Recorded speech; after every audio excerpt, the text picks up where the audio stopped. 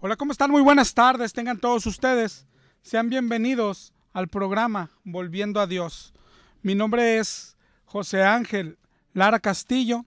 Te saludo ahora en día de asueto, perdón, por la costumbre. El programa es Volviendo a la Palabra. Fue difícil hoy levantarse para venir al programa. Después de días de mucho barullo, ahora la ciudad parece que se quedó desierta. Ojalá y tú estés descansando, ojalá y nos estés escuchando y te damos gracias. Está como todos los jueves mi esposa Esmeralda Martínez aquí conmigo. Ella te va a dar los números de teléfono por si quieres dar señales de vida y llamarnos. Dios te bendiga. Buenas tardes, gracias por acompañarnos. El programa es Volviendo a la Palabra. Estamos todos los jueves de 6 a 7 de la tarde aquí en Radio Esperanza. Los teléfonos en cabina son 83 75 50 51 y 83 75 50 55, por si gustas comunicarte con nosotros. También tenemos un correo que es volviendoa.dios@hotmail.com y un número de celular para mensajitos de texto, ya sea hoy o durante la semana, es el 818-252-8607 y una página de internet donde puedes ver prédicas de programas anteriores, que es www.volviendoalapalabra.com. Y también tenemos Facebook, donde también puedes poner mensajitos, es Volviendo a la Palabra. Y bueno, ahora sí vamos a comenzar con el tema del día de hoy. Hoy 25 de diciembre. Y pues de qué más podríamos hablar, ¿no? Claro que vamos a hablar de la Navidad, vamos a hablar del nacimiento de nuestro Señor. Aunque vamos a partir ahí desde el principio. Y para que nos quede claro, yo creo que de eso hablamos un poco la semana pasada. Es muy claro, muy seguro, Jesús no nació un 25 de diciembre. ¿No? Hay varios tipos de cálculos que hoy no los vamos a tocar porque no son importantes. Unos dicen que nació en abril, otros hacen cálculos y dicen que nació en octubre. Imagínate la diferencia de abril a octubre. Y los católicos pusieron esta fecha de diciembre, del 25 de diciembre. Pero en realidad no se sabe cuál es la fecha del nacimiento de Jesús y no es posible dar con la fecha exacta de su nacimiento, así que ni le busques, ni hagas el intento. Pero independientemente del día que haya sido, lo importante no es el día, y yo creo que por eso Dios no nos dio el día exacto. ¿Para qué? Para que no honráramos un día, sino para que honrásemos a nuestro Señor y lo honrásemos todos los días, lo adorásemos, lo alabásemos todos los días. Pero independientemente de que no es el día de su nacimiento, hoy vamos a platicar la historia del nacimiento de nuestro Señor. Vamos a leer mucho la Biblia. Ojalá y estés en tu casita ahí descansando, ojalá y tengas la Biblia ahí en tu mano y vamos a leer la palabra, vamos a ver cómo lo describe el nacimiento, la palabra. Vamos a comenzar en Lucas 1:26. Lucas 1:26. Vamos a leer la palabra de Dios juntos ahí en un día de asueto, ¿no? Que estamos ahí descansando, que estamos en pijama. Espero que estés en pijama. Nosotros nomás nos la quitamos para venirnos ahorita. Dice Lucas 1:26. Al sexto mes el ángel Gabriel fue enviado por Dios a una ciudad de Galilea llamada Nazaret, a una virgen desposada. Ahí la primera palabrita, desposada, era como un estado en la relación de una pareja que ya estaba comprometida, ya estaba separada, casi casada, pero aún no vivían juntos. Desposada es un periodo antes de casarse. Entonces dice que esta virgen estaba desposada con un varón que se llamaba José, de la casa de David. Y el nombre de esta virgen era María. Dice ahí Lucas 1:28. Y entrando el ángel en donde ella estaba, dijo: salve, muy favorecida, el Señor es contigo, bendita tú entre las mujeres. Mas ella, cuando le vio, se turbó por sus palabras y pensaba, ¿qué salutación sería esta? Es decir, María, la Virgen, sintió que era demasiada esa salutación para ella. Lo que notas tú cuando lees la Biblia, cuando lees esto del nacimiento de Jesús, es que María, a pesar de ser una pequeña muchacha, sabe exactamente lo que es. Lucas 1:30 dice, entonces el ángel le dijo, María, no temas, porque has hallado gracia delante de Dios. Y ahora concebirás en tu vientre y darás a luz un hijo y llamarás su nombre Jesús. Pero si te fijas, el ángel le dijo ahí una palabrita, le dijo, has hallado gracia. ¿Sabes lo que es gracia? Si lo buscas en tu diccionario, gracia significa favor inmerecido. Es decir, no es que se lo merecía María. ¿En qué cabeza puede caber que alguien pudiese merecer cargar en su vientre al Hijo de Dios? Es un favor inmerecido. Has hallado gracia, le dijo el ángel a María. Ese fue el plan de Dios. Así lo pensó el Señor. Pero no es que María se lo merecía. Ese fue el plan de Dios. Tuvo que humillarse y ponerse dentro de una mujer.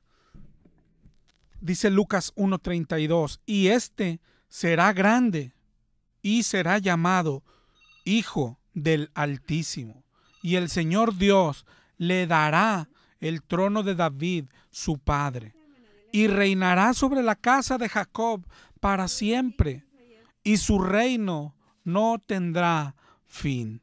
Y entonces María dijo al ángel, ¿cómo será esto? Pues no conozco varón. Si te fijas ahí, otra palabrita dice, no conozco varón. ¿Qué acaso no vimos ahorita que ya estaba desposada con José? ¿No conocía a José? ¿No lo había visto? ¿No sabía su nombre? Lo que pasa es que cuando María dice, no conozco varón, se está refiriendo a íntimamente, a tener intimidad. Es decir, no había tenido relaciones sexuales. A eso se refiere, ¿no? Pues mira el contexto y en ese contexto está.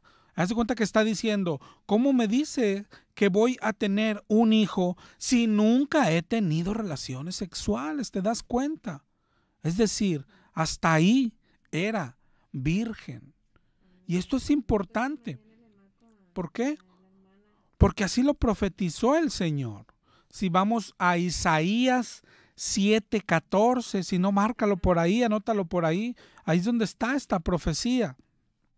Isaías 7:14 dice, por tanto, el Señor mismo os dará señal.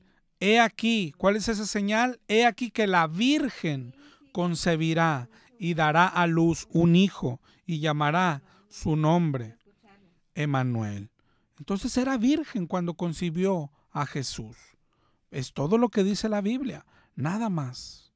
Lucas 1:35 dice, respondiendo el ángel le dijo, el Espíritu Santo vendrá sobre ti y el poder del Altísimo te cubrirá con su sombra, por lo cual también el santo ser que nacerá será llamado Hijo de Dios. Y he aquí, tu pariente Elizabeth, ella también ha concebido hijo en su vejez. Y este es el 6º mes para ella, la que llamaban estéril. Y dice en el 1:37, porque nada hay imposible para Dios. Esto hay que repetirlo y grábalo, porque nada hay imposible para Dios. Y después de esto viene la respuesta de María, dice en Lucas 1:38. Entonces María dijo, he aquí la sierva del Señor, hágase conmigo conforme a tu palabra. Y el ángel se fue de su presencia. El Espíritu Santo sembró la semilla en ella. Eso que hizo aquí María se llama adorar a Dios. ¿Sabes de lo que hemos hablado las últimas semanas? ¿Sabes lo que le podía costar a María? Hoy nosotros vemos la historia y ya sabemos que nada le pasó, que todo salió bien. Pero ella, cuando está ahí recibiendo el mensaje del ángel, imagina todo lo que está pasando por su cabeza. Es una jovencita, 15, 16 años, quizás menos. Y ha de estar pensando, ¿cómo voy a tener un bebé sin tener relaciones? Él le dice, es que va a ser el Espíritu Santo. Pero ella está pensando en su cabeza, bueno, ¿y la gente? ¿Y qué pensará de mí? O deja tú lo que irían a pensar. ¿Sabes lo que decía la ley? Iba a ser considerada adúltera porque ya estaba desposada con José. Y a las adúlteras se mandaba a apedrearlas hasta la muerte, es lo que mandaba la ley, y María lo sabía. Todo eso seguramente estaba pasando por su cabeza. Oye, me van a apedrear, me van a matar, pero también pensaba, bueno, ¿y José? ¿Cómo le voy a decir a José? ¿Y qué va a decir José? No me va a creer y me va a dejar. Y bueno, ¿y si me deja José? ¿Y quién se va a querer casar conmigo después? Bueno, ¿y los papás? Que José me va a dejar, yo embarazada, y mis papás, ¿qué van a decir? Imagina todo eso pasando por la cabeza de María. Pero a pesar de todo eso, María dice, he aquí la sierva del Señor, y hágase conmigo conforme a tu palabra. Eso es adorar, obedecer al Señor aunque te cueste la vida. Porque la vida le pertenece al Señor y Él sabe lo que hace con ella. Eso es adorar. Lo que te decía ahorita, María no sabe cómo va a salir todo. Ella solo estaba pensando todo lo que podía pasarle, y aún así se entregó al Señor. Aún así decidió obedecer al Señor. Como el ejemplo que poníamos la semana pasada, el ejemplo de adoración de Abraham cuando entrega a su hijo Isaac, cuando Dios le pide a su hijo. Y otra vez igual aquí como María, no es que Abraham dice, bueno, vamos al monte, al cabo yo no creo que lo vaya a matar. No es así.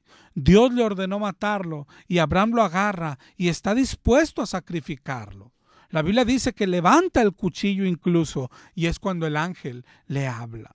Eso que hace Abraham es adorar. Esto que está haciendo María, eso es adorar. Acuérdate cuando hablamos, adoración no es un concierto, hermano. Adoración no es la música despacito. Esto es adorar a Dios. Lo que hace María no debe darnos miedo hablar de María. A veces los que nos decimos cristianos ni la mencionamos, ¿no? Como los católicos la adoran en exceso. Nosotros a veces la rechazamos también en exceso, pero no hay por qué hacerlo. María es todo lo que la Biblia dice que es. María hizo todo lo que la Biblia dice que hizo, pero nada más. Nada más. Los cristianos no creemos ningún invento ni nada que se le agregue, ni a ella ni a nadie. Los cristianos creemos lo que dice la palabra de Dios, y lo que estamos viendo en María es que tiene fe, es que tiene una fe digna de imitar. Y en eso es en lo que se equivocan los católicos. Algunos de los santos y María, lo que son personas a imitar, no a adorar ni a rezarles, sino que tenemos que tomarlos como ejemplo y hacer lo que ellos hicieron. Como un día dijo Pablo, imítenme a mí, porque yo soy imitador de Cristo. María era una seguidora de Cristo y tenemos que imitarla, pero por ningún motivo podemos rezarle ni adorarle. Aquí, como estamos viendo que adora al Señor, que se somete a la voluntad del Señor, pase lo que pase en su vida, ese es un ejemplo para nosotros.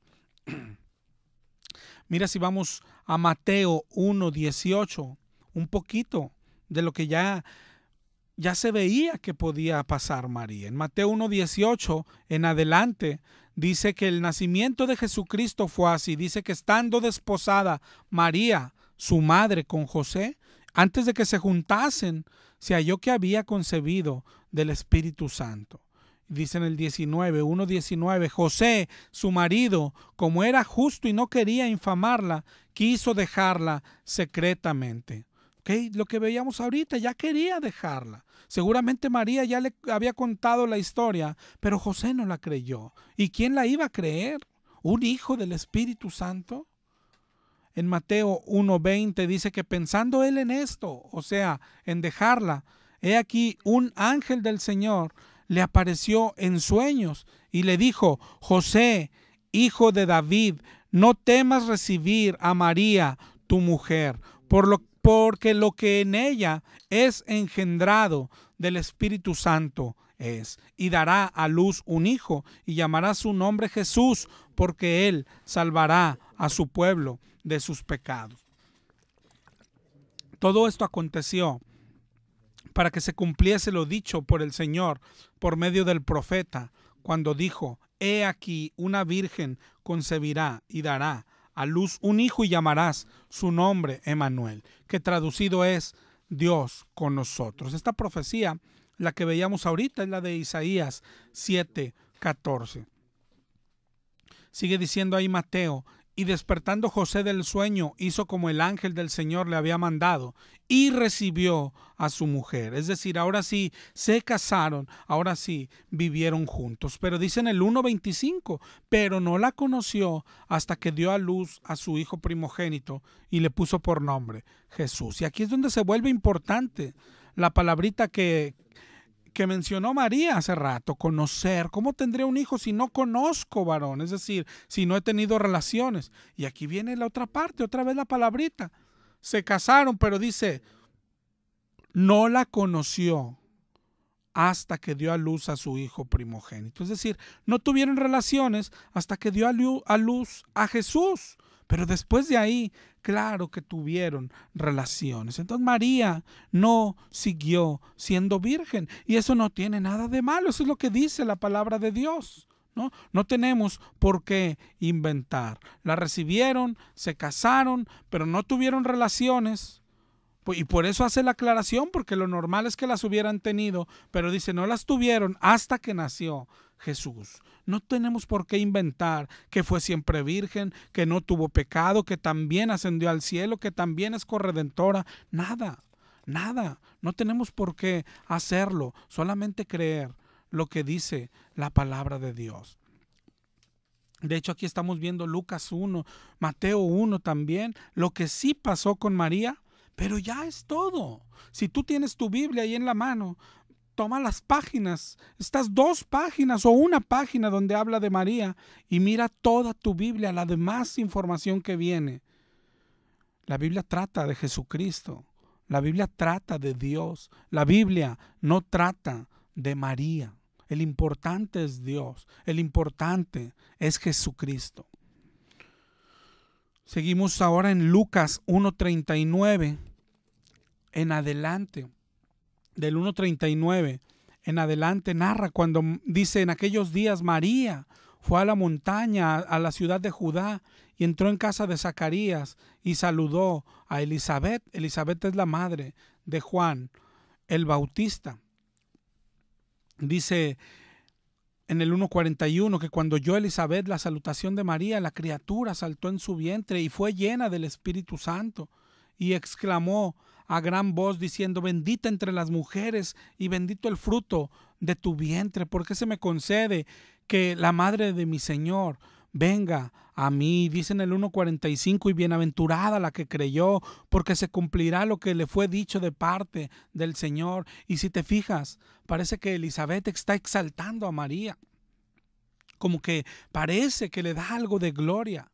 Pero mira, la María de la Biblia, María se la sacude de inmediato. Es decir, lo que decíamos hace rato, la verdadera María, la María de la Biblia, sabe quién es. Prácticamente la María verdadera, la María de la Biblia, es la principal retractora de la María que enseña la Iglesia católica. En Lucas 1:46 dice María: engrandece mi alma al Señor. Es decir, María pone la vista donde debe ir, en el Señor, nada más, no se queda con nada de la gloria. Dice en el 1:47, y mi espíritu se regocija en Dios, mi Salvador. Esto es reconocerse pecadora, necesita un Salvador, alguien que se sabe con pecado. Dice en el 1:48, porque ha mirado la bajeza de su sierva.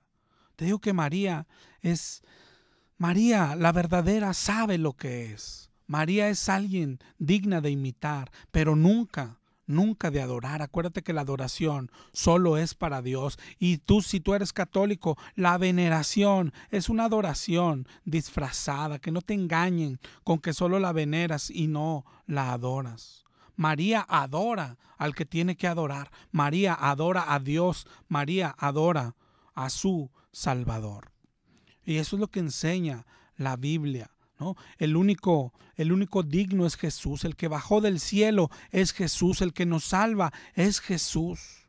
Nadie participa con Él, ni María ni nadie. El que dio su vida y su sangre en la cruz es Jesús. Dice la palabra que el único mediador entre Dios y los hombres es Jesucristo. Hechos 4:12 dice que en ningún otro hay salvación, porque no hay bajo el cielo ningún otro nombre por el cual podamos ser salvos. Ese es Jesucristo el Señor. Seguimos ahí en Lucas 2:1. Lucas 2:1 dice: aconteció en aquellos días que se promulgó un edicto de parte de Augusto César, que todo el mundo fuese empadronado. Y este primer censo se hizo siendo Cirenio gobernador de Siria, e iban todos para ser empadronados, cada uno a su ciudad. Y José subió de Galilea, de la ciudad de Nazaret, a Judea, a la ciudad de David, que se llama Belén, por cuanto era de la casa y familia de David, para ser empadronado con María, su mujer, es decir, ya estaban casados, desposada con él, la cual estaba encinta. Y aconteció que estando ellos ahí se cumplieron los días de su alumbramiento, es decir, nació en Belén. Otra vez tal como lo anunció el Señor desde el Antiguo Testamento. Dice en Miqueas 5:2, pero tú, Belén, Efrata, pequeña para estar entre las familias de Judá, de ti me saldrá el que será Señor en Israel. Y sus salidas son desde el principio, desde los días de la eternidad. Es decir, este no es el plan B el que está pasando, el que vemos ahí, el nacimiento del Señor, no es el plan B de Dios. Esto es, dice ahí en Miqueas, desde el principio, desde los días de la eternidad. Y por eso también lo profetizó muchas veces el Señor. Es el plan inicial, siempre ha sido el plan del Señor. Profecías, ha habido bastantes, hubo bastantes. El Señor Jesús, cuando nació y anduvo en la tierra, cumplió más de 300 profecías. Seguimos ahí, Lucas 2:7. Dice: y dio a luz a su hijo primogénito, y lo envolvió en pañales, y lo acostó en un pesebre, porque no había lugar para ellos en el mesón. Si vimos ahorita que el edicto era que todos fueran a ser empadronados a sus ciudades, pues imagina cómo estaban las ciudades, llenísimas. No había lugar en ningún mesón, en ningún tipo de posada, en ningún hotel. Ahí lo que dice que lo acostó en un pesebre, es decir, le prestaron un, ¿cómo se llamará esto donde están los animalitos? Como un establo. Y ahí lo acostó en el pesebre. Un pesebre es el recipiente donde ponían la comida de los animales. O sea, ¿te imaginas esto? Lo que está diciendo la Biblia es que Dios está recostado en un pesebre. Aquí no lo debemos de pasar por alto. No debemos de dejar de maravillarnos. ¿Sabes por qué lo hemos dejado de adorar? Porque hemos dejado de maravillarnos. Es Dios que dejó su trono y estuvo en un pesebre. ¿Te imaginas? ¿Te imaginas lo que es esto? Es para adorarlo siempre. Dice Lucas 2:8, que había pastores en la misma región que velaban y guardaban las vigilias de la noche sobre su rebaño. Y se les presentó un ángel del Señor, y la gloria los rodeó de resplandor, y tuvieron gran temor. Pero el ángel les dijo: no temáis, porque he aquí os doy nuevas de gran gozo, que será para todo el pueblo, que os ha nacido hoy en la ciudad de David un Salvador, que es Cristo el Señor. Y el mensaje no es nada más para ellos, es para ti y para mí. Nos ha nacido un Salvador, hermano, nos nació un Salvador, nació nuestro Salvador. Dios mismo bajó a la tierra, Dios mismo se hizo carne. No sé si has pensado en esto. Dios mismo no solo se hizo carne, se hizo un embrión, estuvo 9 meses en un vientre. Esto es increíble, y lo hizo por ti y lo hizo por mí. Gracias por continuar con nosotros.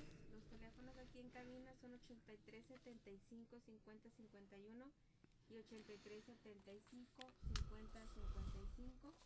Nuestro correo es volviendoa.dios@hotmail.com. Un número de celular para mensajes de texto es el 818-252-8607, y una página de internet donde puedes escuchar prédicas anteriores es www.volviendoalapalabra.com. Dice Juan 1:14. Juan 1:14, y aquel verbo fue hecho carne y habitó entre nosotros, y vimos su gloria, gloria como del unigénito del Padre, lleno de gracia y de verdad. Ese es Jesucristo, el verbo, la palabra, hecha carne, hecha bebé. Y habitó entre nosotros, caminó en esta tierra, Dios con nosotros, lo que significa Emmanuel. Esa es la Navidad. La Navidad es parte importante, es parte esencial del Evangelio. La Navidad es el inicio del plan salvador, del plan redentor de nuestro Señor. Tantas cosas que nos enseña la Navidad, tantas cosas que significa la Navidad, que a veces nos perdemos por andar en la fiesta. Y estoy hablando de nosotros los cristianos. Porque aún andamos como el mundo, poniendo pinos, poniendo lucecitas y pensando más en lo que cenaremos. Pero nos olvidamos del Salvador, de ver a Dios hecho hombre, de ver a Dios hecho un niño, de ver a Dios que se humilló a la máxima potencia. ¿Qué hace nuestro Salvador en un pesebre? Vamos a ver el contexto de la Navidad. ¿Te acuerdas que decimos, para entender algo hay que leer el contexto? Vamos a leer el contexto. ¿Sabes cuál es el contexto? ¿Dónde empieza? Tenemos que ir a Génesis. Desde allá, desde el comienzo, desde Génesis 1, cuando el Señor hizo al mundo y todo lo que en él hay en 6 días. Hizo también a Adán y luego hizo a su ayuda idónea. Pero pecaron. Yo creo que todos sabemos la historia. Cómo vino la serpiente, cómo los tentó y cómo cayeron en la tentación. Entonces Dios los echó del paraíso. Se multiplicaron, pero todos siguieron pecando. Dice en Génesis 6:6 que se arrepintió el Señor de haber hecho la tierra y que le dolió en su corazón. Y tú mira ahí mismo en Génesis 6, ¿qué es lo que hizo el Señor?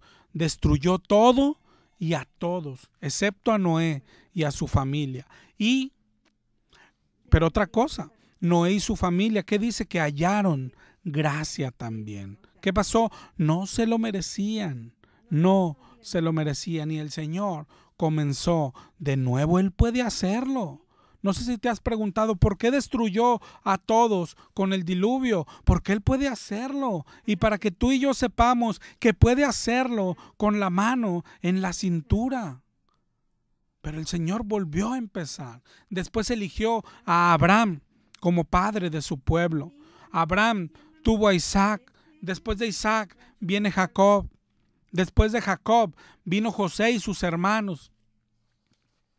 Si te sabes la historia, cómo estos lo vendieron como esclavo a Egipto y cómo José ahí en Egipto halló gracia delante de Faraón y más adelante trajo a su familia y ahí se multiplicaron los hijos de Jacob, ahí se multiplicaron. El pueblo de Dios vino a Egipto y prácticamente ahí se formó en Egipto. Pero después vino otro faraón, los hizo esclavos, los maltrataron y Dios les mandó un libertador, Moisés. Dios los sacó con señales y prodigios. ¿Te acuerdas de las 10 plagas? Después Dios los guió personalmente. ¿Te acuerdas que dice la Biblia? Que en el día iba como columna de nube y por la noche como columna de fuego. ¿Te acuerdas cómo les abrió el mar rojo de par en par? ¿Imaginas ese evento? Pero aún el pueblo ni se instalaba en la tierra prometida. Cuando ya pecaba. ¿Te acuerdas cuando se querían volver a Egipto? Porque ya se habían cansado de comer maná. El pueblo siempre fue, dice en el libro de Romanos, dice el Señor, le extendí siempre mis brazos a un pueblo rebelde y contradictor.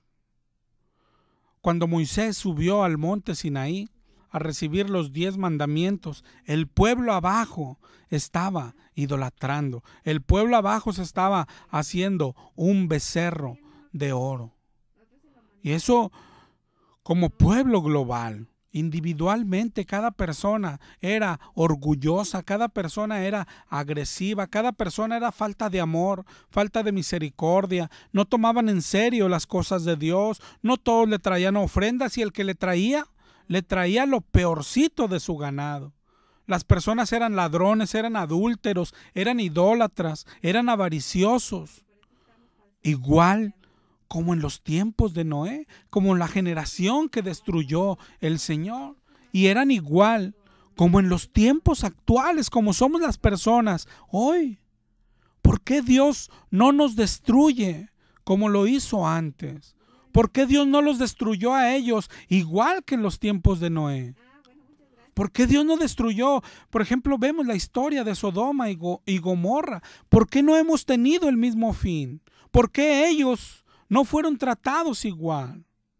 Aquí es donde viene el nacimiento del Señor. Ahí es donde entra el inicio del Evangelio. Ahí es donde entra el inicio del plan de Dios. Dios eligió darles y darnos a nosotros una segunda oportunidad. La historia del pueblo de Israel es nuestra historia. La Biblia dice que todo lo que ahí pasó es sombra de lo que había de venir. La Biblia nos advierte que no seamos como ellos. Ellos vivían en pecado.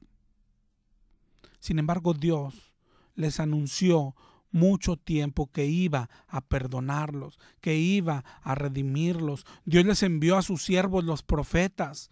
Isaías 59:20 dice: vendrá el Redentor a Sión y a los que se volvieren de la iniquidad en Jacob. Dios les está anunciando que los perdonaría.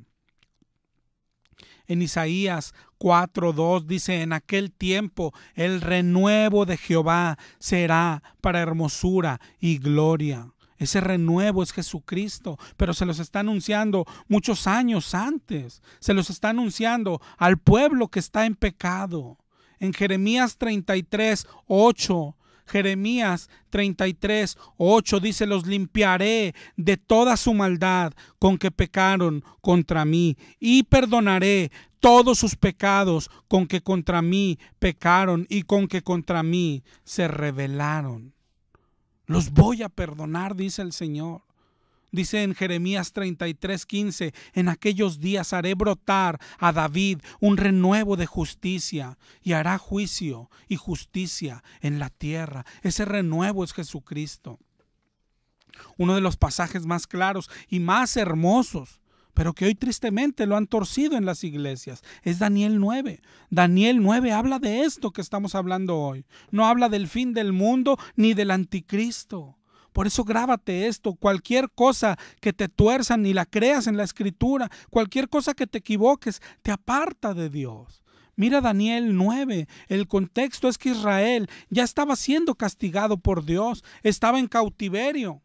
Y Daniel se pone a hacer oración y dice en el 9:4 de Daniel: oré a Jehová, mi Dios, e hice confesión diciendo: ahora, Señor, Dios grande, digno de ser temido, que guardas el pacto y la misericordia con los que te aman y guardan tus mandamientos. Dice: hemos pecado, hemos cometido iniquidad. Hemos hecho impíamente, hemos sido rebeldes, nos hemos apartado de tus mandamientos, no hemos obedecido a tus siervos los profetas, que en tu nombre hablaron a nuestros reyes, príncipes, padres y a todo el pueblo. Tuya es, Señor, la justicia, nuestra es la confusión de rostro. Y dice en el 9:21, aún estaba hablando en oración cuando el varón Gabriel, a quien había visto en la visión al principio, vino a mí y me hizo entender y habló conmigo diciendo: Daniel, ahora he salido para darte sabiduría y entendimiento. Al principio de tus ruegos fue dada la orden y yo he venido para enseñártela porque eres muy amado. Entiende la orden y entiende la visión. 70 semanas están determinadas sobre tu pueblo para terminar la prevaricación, para poner fin al pecado y para expiar la iniquidad. ¿Cuál? Esa que está confesando Daniel. Ese pecado. Dice: para traer la justicia perdurable, para sellar la visión y la profecía y para ungir al santo de los santos. ¿Te das cuenta lo que le manda decir Dios? Le está anunciando al Mesías. Todo lo que dice ahí en Daniel: terminar la prevaricación, poner fin al pecado y expiar la iniquidad, son cosas que cumplió Jesús, que se cumplió con la venida del Mesías.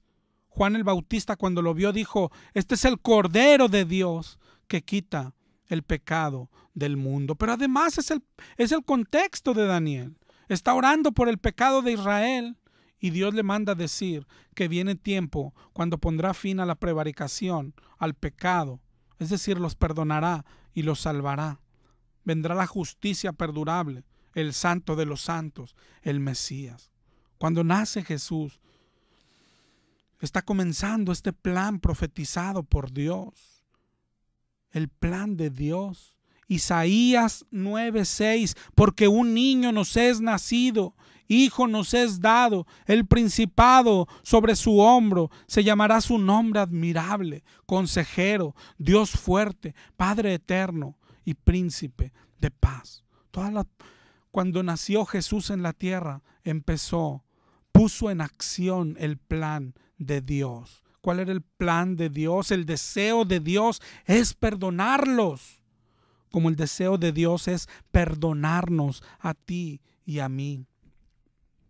Jeremías 31:34, porque perdonaré la maldad de ellos y no me acordaré más de su pecado. Isaías 43:25, yo soy el que borro tus rebeliones por amor de mí mismo y no me acordaré de tus pecados. Eso es lo que pasa con el nacimiento del Señor. Yo no sé si alguna vez has escuchado, tal vez tú te has preguntado, has tenido esta duda: si Dios nos perdonó, ¿pero por qué la Biblia dice que Jesús tuvo que pagar en la cruz? Entonces, ¿fuimos perdonados o Jesús pagó nuestro castigo? La respuesta es las dos cosas. Las dos cosas. Por ejemplo, si tú desobedeces a tu papá cuando eras niño y rompes un vidrio con tu pelota, tu papá dice: ok, te perdono, pero pórtate bien. Qué bueno, ya nos perdonó papá. Pero el vidrio roto, hay que pagarlo. Y el mismo Padre que te perdona es el mismo Padre que paga. Cuando Dios bajó a la tierra, cuando Dios se hizo bebé, cuando Dios se hizo embrión, está comenzando el plan para pagar el pecado, pero no el perdón. Cuando tú ves a Dios en la tierra, cuando tú ves al bebé en el pesebre, es porque el Señor ya perdonó la maldad, es porque ya no está enojado. La Navidad es el perdón de Dios sobre sus hijos, sobre aquellos y sobre nosotros. La Navidad tiene que ver con el perdón de Dios. Dios nos perdonó Y por eso bajó a la tierra, por eso se hizo embrión, por eso se metió en el vientre de una virgen, por eso nació y vivió, por eso soportó todas las tentaciones, por eso venció al pecado, por eso fue a la cruz para pagar por nuestros pecados, por eso padeció todo lo que padeció, por eso bajó al mismo infierno por nosotros, por ti y por mí, por los judíos, por los católicos, por los que vivían en los tiempos de Noé, por todos, para ofrecerles perdón a todos. Dice Juan 3:16, que de tal manera amó Dios al mundo, que dio a su Hijo unigénito, para que todo aquel que en Él cree no se pierda, sino que tenga vida eterna. Dios ofrece su perdón desde antes de que pecáramos tú y yo, antes de que naciéramos tú y yo, antes de que Él mismo nos formara en el vientre de nuestra mamá. Él ya nos estaba ofreciendo el perdón para ir más allá. Cuando Él te estaba tejiendo a ti en el vientre de tu mamá, Él ya veía todos los pecados que ibas a cometer. Él estaba viendo todos los lugares que visitarías. Él estaba pensando en todas las cosas malas que saldrían de tu boca. La pregunta es entonces, ¿para qué hacernos? ¿Por qué darnos vida? Para si lo íbamos a ofender. Porque también veía otra cosa, que un día teníamos que venir a la cruz, que un día íbamos a necesitar su perdón. Y Él decía, ahí voy a estar yo para perdonarlos. De eso se trata la Navidad. Yo no sé incluso si tienes hijos o tal vez los vas a tener. Mira a tus hijos ahí pequeños, ¿sabes? Dios ya sabe que van a pecar, porque van a pecar. Van a pecar, lo van a ofender tristemente. Lo van a ofender. Ahí como tienes a tu niña a tu lado y lo ves inocente, a tu bebé en tus brazos y lo ves inocente. Cuando crezcan van a pecar y van a ofender al Señor. Entonces, ¿por qué les permites la vida, Señor? ¿Para qué hacer gente? ¿Para qué darles vida si tú mismo sabes que te van a ofender?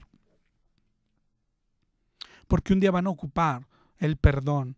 Y el Señor dice, ahí va a estar el Señor para perdonarlo. Ahí va a estar el Señor para perdonarla. Ahí está nuestro Dios para perdonarnos. El bebé en el pesebre, Dios hecho un bebé, solamente es Dios diciéndonos, yo tampoco te condeno, pero ya no peques más.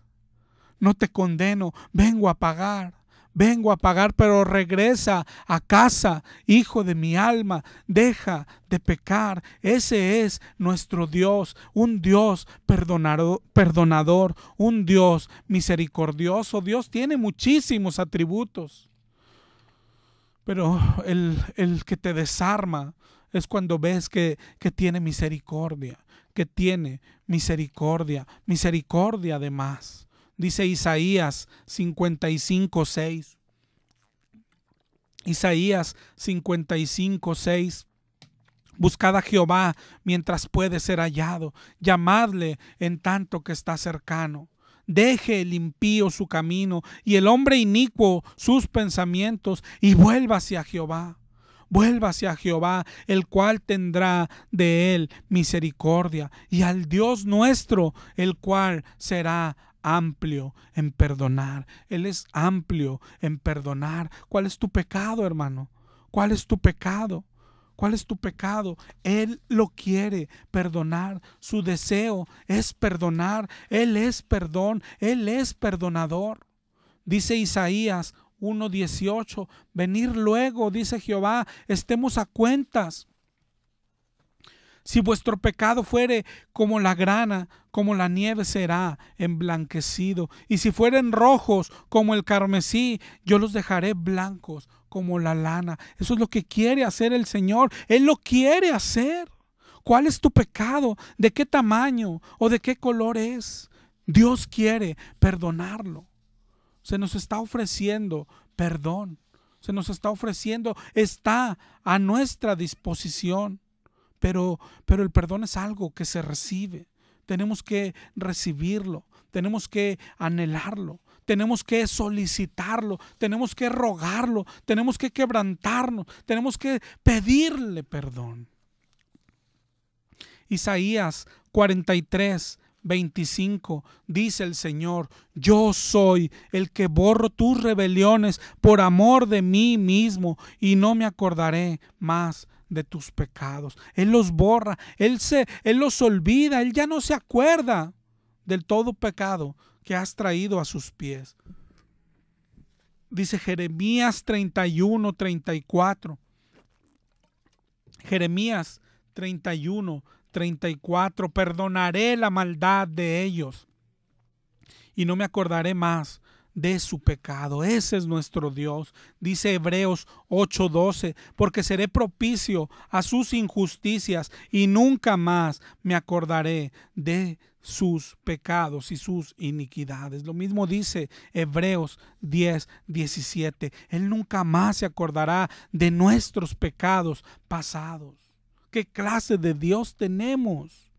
¿Qué clase de Dios tenemos? Cuando lo ves en el pesebre, cuando lees esto en la Biblia, es Dios que ya nos perdonó. Bajó a pagar, viene a pagar, pero ya cuando está en la tierra es porque ya nos perdonó. Miqueas 7:18: ¿qué Dios como tú, que perdona la maldad y olvida el pecado del remanente de su heredad, que no retuvo para siempre su enojo, porque se deleita en misericordia? Dice en el 7:19 de Miqueas: Él volverá a tener misericordia de nosotros. Él sepultará nuestras iniquidades y echará en lo profundo del mar todos nuestros pecados. Ese es nuestro gran Dios. Cuando lo vemos en la cruz, está pagando por nosotros, pero cuando lo ves en el pesebre es porque ya nos perdonó. Aún no va a la cruz, pero ya nos perdonó, y a eso viene, a pagar todo lo que merecía nuestro pecado. A eso bajó. Esa es la Navidad. Bajó a morir por nosotros, bajó a vivir una vida santa por nosotros, pero en el pesebre, antes de hacer cualquier otra cosa, ya nos perdonó. Ya nos perdonó. ¿Qué clase de Dios tenemos? Cuando lavaba los pies de Pedro, él ya sabía que lo iba a negar. Cuando en el aposento lavó los pies de Judas, porque también lavó los pies de Judas, él ya sabía que Judas iba a ser el traidor, y aún así lavó sus pies. Y lo que decíamos ahorita, cuando nos tejía a ti y a mí en el vientre de nuestra madre, él ya sabía todo lo que íbamos a hacer, ni más ni menos.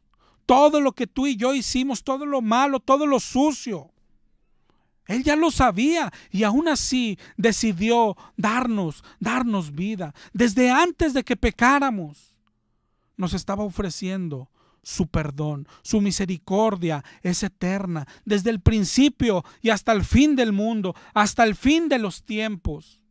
Jeremías 31:3: Jehová se manifestó a mí hace ya mucho tiempo, diciendo, dice el Señor, con amor eterno te he amado, por eso te prolongué mi misericordia. Con amor eterno nos ama y por eso nos prolonga su misericordia. Por eso dice la palabra: nuevas son sus misericordias cada mañana. Su amor es eterno. ¿Qué clase de Dios tenemos? ¿Qué Dios como tú, que perdona la maldad y olvida el pecado? ¿Qué Dios tenemos? Malaquías 3:17 dice: serán para mí especial tesoro, ha dicho Jehová de los ejércitos, en el día en que yo actúe, y los perdonaré como el hombre que perdona a su hijo que les sirve. Entonces os volveréis y discerniréis la diferencia entre el justo y el malo, entre el que sirve a Dios y el que no le sirve. ¿Qué clase de Dios? ¿Qué clase de Dios, hermano? Esto es para desarmarnos. Cuando tú ves lo que hoy llamamos Navidad, cuando ves al Señor hecho un bebé en un pesebre, lo que nos está ofreciendo es perdón. Hablábamos al principio, oye, entonces, ¿por qué no nos dejaría el día exacto?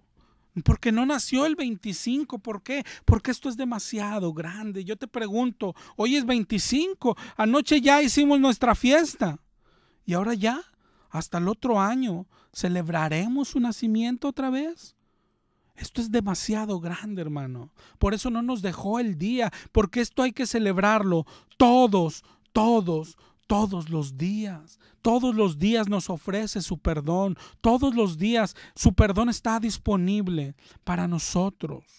Pero acuérdate, el perdón se tiene que clamar, se tiene que pedir para después recibirlo. Eso es lo que dice. Eso es lo que dice la Biblia, Proverbios 28:13. El que encubre sus pecados no prosperará, pero el que los confiesa y se aparta es el que halla misericordia. En Hechos 3:19 dice, así que arrepentíos y convertíos para que sean borrados vuestros pecados. En el Salmo 51 dice cómo se arrepintió David, cómo se quebrantó. Decía, no quites de mí tu Santo Espíritu. El Salmo 5 dice que un corazón contrito y humillado Él no desprecia. El perdón está a nuestra disposición. Dios nos está ofreciendo perdón. Dios no envió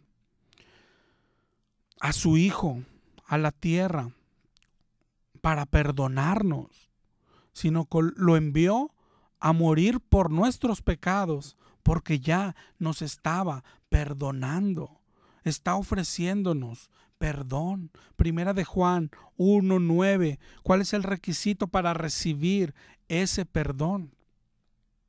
Dice, si confesamos nuestros pecados, Él es fiel y justo para perdonarnos y para limpiarnos de toda maldad. Es decir, Navidad, vemos al niño en el pesebre y ¿sabes qué? Tiene que ver todo con el perdón de Dios, pero es un perdón por gracia, es un perdón inmerecido. Te digo, Él está ofreciendo su perdón desde antes que naciéramos, desde antes que pecáramos. Él nos está ofreciendo su perdón. No lo merecemos. Si algo merecíamos, dice Ezequiel 18:4, el alma que pecare, esa morirá. Y dice Romanos 6:23, la paga del pecado es muerte. Y después podemos ver, oye, ¿por qué no nos destruyó? Vimos cómo destruyó a Sodoma y Gomorra. Vimos cómo destruyó toda una generación. La generación de Noé con un diluvio. Y a nosotros hoy nos da gracia. Gracia, hermano. Gracia, nos pone perdón en una bandeja, hermano. El Señor se nos ofrece en bandeja de plata, solamente para recibirlo. Pero no se te olvide nunca, está a nuestra disposición. Pero hay que recibirlo, hay que clamar, hay que rogar. Él ya nos lo está ofreciendo. En esto se mostró el amor de Dios, en que siendo aún pecadores, Cristo murió por nosotros. Pero esto nace de saber cuál es tu pecado. ¿Sabes cuál es tu pecado? Si algún ateo está escuchando, reconoce tu pecado, ven a Dios y Él te perdonará. Si algún borracho está escuchando, alguna prostituta, cualquier pecador, algún asesino, Él está ofreciéndote perdón. Te está ofreciendo su perdón, te quiere perdonarte. Pero principalmente a los que nos llamamos cristianos, hermano, y que hemos dejado de arrepentirnos, que hoy nos creemos salvos, que hoy creemos que prácticamente tenemos el cielo ganado. Nos está ofreciendo el perdón. Todos los cristianos, cuando ves al Señor en un pesebre, cualquier cristiano que se dice cristiano, cuando ve a un Señor recién nacido, te está ofreciendo perdón también. Ven a Él por el perdón. Examínate, examina tu pecado. De eso se trata la Navidad. Celebremos su nacimiento todos los días, adorémosle todos los días y vengamos a Él pidiéndole perdón todos los días. Dios te bendiga, hermano. Nos escuchamos el próximo jueves. XEMR 1140 de amplitud modulada, transmitiendo